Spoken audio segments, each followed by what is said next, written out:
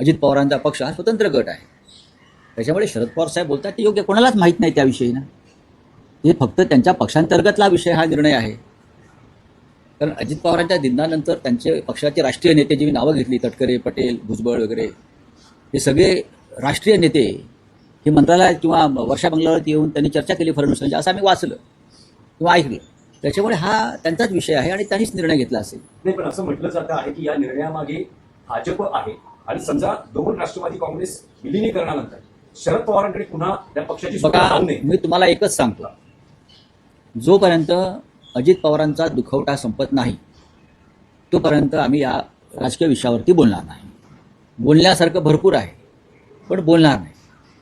भारतीय जनता पक्ष हे मढ्याच्या टाळूवरचा लोणी खाणारा पक्ष, एवढंच मी सांगू शकतो. भारतीय जनता पक्षाला दुखवटा, दुःख या विषयाशी त्यांचा कधी संबंध आलेला नाही.